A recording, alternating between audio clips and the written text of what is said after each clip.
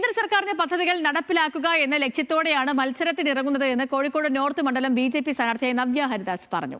നിലവിലെ വികസന മുരടിപ്പും അതിനുള്ള പരിഹാരവുമാണ് പ്രചാരണത്തിൽ ഉയർത്തിക്കാട്ടുകയെന്നും നവ്യ ന്യൂസ് മലയാളത്തോട് പറഞ്ഞു. സരീഷ് പി കെ തയ്യാറാക്കിയ റിപ്പോർട്ടിലേക്കാണ് ഇനി. കോഴിക്കോട് നോർത്ത് മണ്ഡലം ബിജെപി സ്ഥാനാർത്ഥി നവ്യ ഹരിദാസാണ് നമ്മളോടൊപ്പം ചേരുന്നത്. ആദ്യ പട്ടികയിൽ തന്നെ നവ്യ ഹരിദാസിന്റെ പേര് വരുന്നു.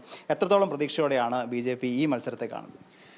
ബിജെപിയെ സംബന്ധിച്ചിടത്തോളം കോഴിക്കോട് നോർത്ത് മണ്ഡലം എ ക്ലാസ് മണ്ഡലമാണ്. അപ്പോൾ പൂർണ്ണമായിട്ടുള്ള വിജയപ്രതീക്ഷയുമായിട്ടാണ് ഞങ്ങൾ ഇത്തവണ പ്രചരണ രംഗത്തേക്ക് ഇറങ്ങുന്നത്.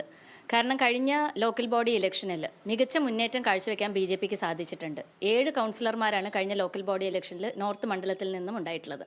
അപ്പോൾ ജനങ്ങൾ തീർച്ചയായിട്ടും ഒരു മാറ്റം ആഗ്രഹിക്കുന്നുണ്ട് എന്നുള്ളതിൻ്റെ തെളിവായിട്ടാണ് ഞങ്ങൾ അതിനെ കാണുന്നത്. ഒരു സിറ്റിംഗ് MLA മത്സരിക്കുന്നത്. അപ്പോൾ അത് എത്രത്തോളം, കാരണം കഴിഞ്ഞ 5 വർഷം ചെയ്ത ഗുണങ്ങളും ദോഷങ്ങളും ഒക്കെ ചർച്ചയാവുന്ന ഒരു വേദിയാണ് ഓപ്പോസിറ്റ് നിൽക്കുമ്പോൾ ഒരു കൗൺസിലർ എന്ന രീതിയിൽ. അപ്പോൾ ആ മത്സരത്തെ എങ്ങനെയാണ് കാണുന്നത്? സിറ്റിംഗ് MLA ശ്രീ തോട്ടത്തിൽ രവീന്ദ്രൻ അദ്ദേഹത്തിൻ്റെ വീട് നിൽക്കുന്ന വാർഡ് ആദ്യമായിട്ട് പിടിച്ചെടുത്തിട്ടുള്ള കൗൺസിലറാണ് എൻ്റെ ഒപ്പം ഉള്ളത്. തീർച്ചയായിട്ടും ഇവിടെ ഒരു ഭരണമാറ്റം വരുമെന്നുള്ള ജനങ്ങളുടെ ആഗ്രഹത്തെ മുൻനിർത്തിക്കൊണ്ട് തന്നെയാണ് BJP പ്രവർത്തനവുമായിട്ട് മുൻപോട്ട് പോകുന്നത്. അപ്പോൾ സിറ്റിംഗ് MLA എന്നുള്ളത് ഞങ്ങളെ സംബന്ധിച്ചിടത്തോളം ഒരു വിഷയമല്ല. ഞങ്ങൾ മുൻപോട്ട് വെക്കുന്നത് വികസനത്തിൻ്റെ രാഷ്ട്രീയമാണ്.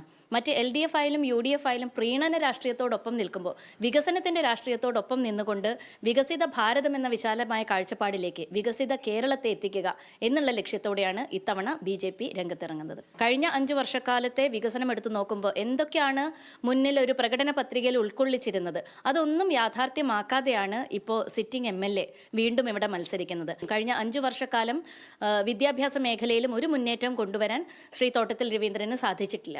അപ്പോൾ ഇവിടെയൊക്കെ കേന്ദ്ര സർക്കാരിൻ്റെ പദ്ധതികൾ ഫണ്ട് കൊടുക്കാൻ കേന്ദ്ര സർക്കാർ തയ്യാറാണ്.